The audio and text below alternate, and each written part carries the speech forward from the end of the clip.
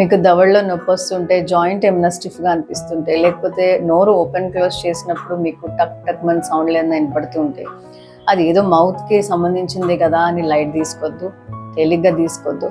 ఒకసారి డెంటిస్ట్ దగ్గరికి విజిట్ చేయండి.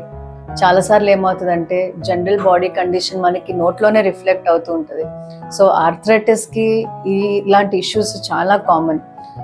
One thing is we can identify, అంటే మీకు ఆర్థరైటిస్ ఉంది అని మీకు ఎప్పుడైనా అనిపించకపోతే one of the indicators is జా joint stiffness and pain.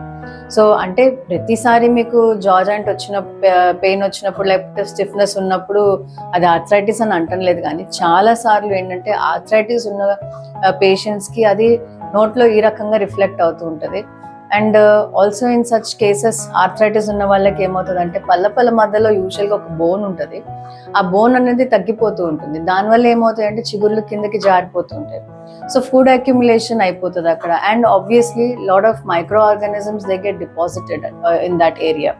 So ఇప్పుడు మనం అవి మైక్రో ఆర్గానిజమ్స్ నోట్లో ఎక్కువ అయితే మనం తినేటప్పుడు కూడా ఈ నోట్లో ఉన్నది మన కడుపులోకి వెళ్తుంది కాబట్టి these organisms get transfer to the stomach and then to the bloodstream. So ఇలాంటి ఆర్థరైటిస్ ఇష్యూ ఉన్న వాటికి ఇవన్నీ ఫ్లేర్ అప్ చేస్తాయి, సిమ్టమ్స్ని ఫ్లేర్ అప్ చేస్తాయి. So we should be very careful. ఏదైనా చిన్న ఇష్యూ వచ్చినప్పుడు ఒకసారి డెంటిస్ట్ దగ్గర చూపించుకోండి. దీంతో పాటు ఏంటంటే ఆర్థరైటిస్ ఆల్రెడీ ఉన్న వాళ్ళు ఏమైనా మెడికేషన్ తీసుకుంటూ ఉంటే ఆ మెడికేషన్ వల్ల చాలా సార్లు ఏమవుతుందంటే సలైవా అన్నది రెడ్యూస్ అయిపోతుంది నోట్లో.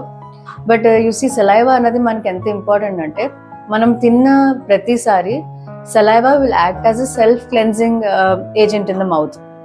సో మనం ఏదైనా తిన్నా చేసినా సరే ఆ సలైవరీ మూవ్మెంట్స్ వల్ల, సలైవరీ ప్రొడక్షన్ అండ్ మూవ్మెంట్స్ వల్ల అవన్నీ క్లీన్ అయిపోతూ ఉంటాయి.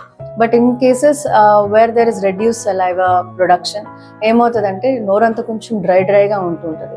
దీనివల్ల ఏమవుతుంది ఆర్గానిజమ్స్ నోట్లో ఇరుక్కున్న ఆర్గానిజమ్స్ అన్నీ కూడా దాని ప్లేస్లోనే ఉంటాయి. So they have a lot of tendency to create cavities. మౌత్లో మనకి పళ్ళు పుచ్చిపోవడం అన్నది చాలా ఈజీగా ఉంటుంది.